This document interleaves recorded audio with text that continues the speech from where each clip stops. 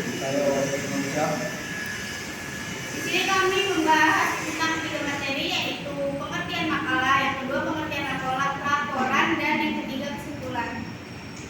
Pengertian makalah.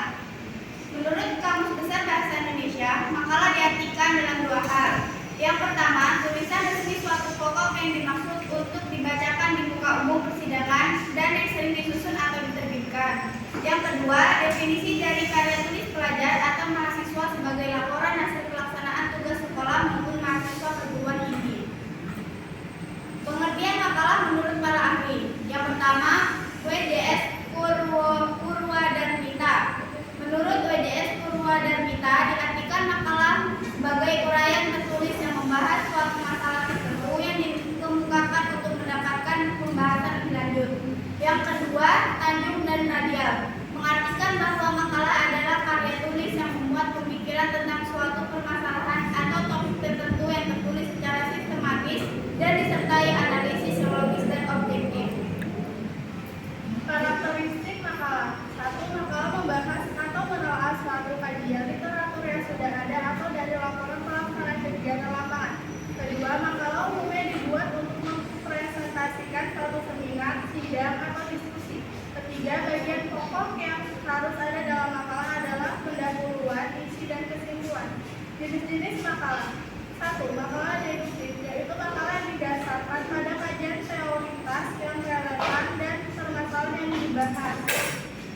Kedua, makalah induktif adalah makalah yang ditulis berdasarkan data empiris yang bersifat objektif berdasarkan apa yang diperoleh dari lapangan, namun tidak relevan dengan pembahasan. Ketiga, makalah campuran, yaitu makalah disusun atau ditulis berdasarkan kajian teoritis dan data empiris, yang artinya makalah campuran ini adalah gabungan makalah deduktif dan makalah induktif. Petunjuk pembuatan makalah. Yang pertama, pemilihan topik. Topik adalah tema pembuatan makalah. Topik dapat diperoleh dari uraian latar belakang masalah, latar belakang sebab mengapa sebuah penelitian dilakukan, atau alasan makalah ditulis. Yang kedua, pemilihan bahasa. Penulisan makalah di Indonesia harus menggunakan bahasa Indonesia yang sesuai dan baik menurut EYD, Ejaan Bahasa Indonesia, yang berlaku saat ini. Susunan dan kerangka makalah. Yang pertama, cover. Cover atau sampul makalah memuat judul makalah serta nama penulis, logo lembaga atau institusi, tempat dan tahun terbit. Yang kedua, abstrak. Abstrak dapat berisi ringkasan atau bahasa pokok dari makalah. Tujuan penelitian, metode penelitian, hipotesa, serta sedikit rangkuman hasil yang diperoleh berdasarkan penelitian yang dilakukan. Yang ketiga, daftar isi. Daftar isi memuat informasi halaman dari isi makalah. Setiap bab dan subbab makalah diberikan keterangan halaman agar memudahkan pembaca. Yang keempat, kata pengantar. Kata pengantar mencakup isi dari keseluruhan esensi makalah, yaitu membahas isi makalah secara menyeluruh namun umum. Yang kelima, pendahuluan. Pendahuluan merupakan bahasa awal topik penelitian di dalam makalah yang disusun oleh dan dari sudut pandang penulis. Yang keenam, latar belakang. Latar belakang menjelaskan secara umum permasalahan yang ditemukan serta mengapa masalah tersebut perlu untuk diteliti, kemudian dianalisa dalam sebuah makalah. Yang ketujuh, rumusan masalah. Rumusan masalah berisi pokok masalah yang ditemukan. Yang kedelapan, tujuan pembahasan. Tujuan pembahasan berisi manfaat dari penelitian yang dilakukan. Tujuan pembahasan biasanya ditulis secara singkat, namun menggambarkan serta mendeskripsikan manfaat penelitian. Yang kesembilan, isi. Isi menjelaskan tentang permasalahan penelitian yang dilakukan, metode penelitian, tempat penelitian, sasaran penelitian, serta penyebaran hasil data-data yang diperoleh di lapangan. Yang ke-10, kesimpulan. Kesimpulan merupakan penjabaran dari hasil penelitian yang diperoleh. Yang ke-11, saran. Saran diperoleh dari kesimpulan penelitian untuk lebih dikembangkan kembali, ditindaklanjuti maupun diterapkan. Yang ke-12, penutup. Penutup berisi harapan penulis kepada pembaca yaitu berharap agar penelitian tersebut bermanfaat kepada pembaca. Yang ke-13, daftar pustaka. Daftar pustaka berisi daftar referensi-referensi yang dicantumkan atau dipergunakan dalam penyusunan makalah. Daftar pustaka berisi paling sedikit 25 referensi, bisa dari jurnal maupun buku. Yang kedua, pengertian laporan. Dalam Kamus Besar Bahasa Indonesia, kata laporan memiliki arti segala sesuatu yang dilaporkan atau sebuah berita. Secara sederhana, laporan adalah bentuk penyampaian informasi yang berisi fakta mengenai suatu hal, baik secara lisan maupun tulisan.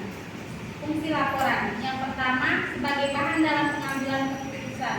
Yang kedua, sebagai bahan analisis. Yang ketiga, sebagai alat pengawasan dan bahan evaluasi.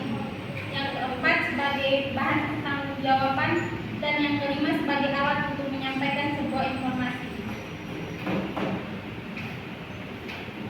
Manfaat laporan. 1. Membantu perbaikan dalam menyusun rencana kegiatan selanjutnya. 2. Membantu penetapan kebijakan secara cepat. 3. Menjadi segala sumber informasi. 4. Membantu mengetahui proses dan perkembangan peningkatan sebuah kegiatan. 5. Membantu pencatatan dokumentasi. 6. Membantu memecahkan masalah. Ciri-ciri laporan. 1. Ringkas. 2. Sebuah laporan harus logis. 3. Laporan juga harus lengkap. 4. Laporan ditulis secara sistematis. 5. Berorientasi pada objektivitas. 6. Laporan dapat dilihat oleh khalayak umum. Struktur laporan. Pertama, pendahuluan. Kedua, isi. Ketiga, penutup. Jenis laporan. Yang pertama, laporan berdasarkan waktu. Laporan dibagi menjadi dua, yaitu A. Laporan insidental, yaitu sebuah laporan yang dibuat jika dibutuhkan. B. Laporan berkala, yaitu sebuah laporan yang disusun secara rutin dan periodik dalam jangka waktu tertentu. Kedua, laporan berdasarkan sifat. Laporan ini dibagi menjadi dua, yaitu A. Laporan biasa, yaitu sebuah laporan yang isi bersifat biasa dan tidak rahasia. B. Laporan penting, yaitu laporan yang berisi hal penting dan bersifat rahasia. 3. Laporan berdasarkan penyampaian. Laporan ini dibagi menjadi tiga, yaitu A. Laporan lisan, yaitu sebuah laporan yang disampaikan secara lisan atau secara langsung. B. Laporan tertulis, yaitu sebuah laporan yang disampaikan secara tertulis. C. Laporan visual, yaitu sebuah laporan yang disampaikan melalui penglihatan. 4. Laporan berdasarkan bentuk. Laporan ini dibagi menjadi tiga, yaitu A. Laporan berbentuk memo, yaitu laporan yang ditulis menggunakan memo. B. Laporan berbentuk surat, yaitu sebuah laporan yang dibuat secara tertulis dalam bentuk surat. C. Laporan berbentuk naskah, yaitu sebuah laporan yang disampaikan dalam bentuk naskah. 5. Laporan berdasarkan isi. Laporan ini dibagi menjadi 5, yaitu A. Laporan informatif, yaitu sebuah laporan yang hanya berisi informasi saja. B. Laporan analisis, yaitu sebuah laporan berisi tentang hasil analisis secara mendalam. C. Laporan kelayakan, yaitu laporan yang berisi tentang hasil pemilihan. D. Laporan pertanggungjawaban, yaitu laporan yang berisi tentang tanggung jawab atas tugas seorang maupun kelompok pada atasan yang memberi penugasan tersebut. E. Laporan rekomendasi, yaitu laporan yang isinya bersifat penilaian sekilas tanpa adanya pembahasan lebih lanjut. Kesimpulan. Makalah merupakan karya tulis pelajar atau mahasiswa sebagai laporan hasil pelaksanaan tugas sekolah maupun mahasiswa perguruan tinggi, sedangkan laporan adalah bentuk penyampaian informasi yang berisi fakta mengenai suatu hal baik secara lisan maupun tulisan.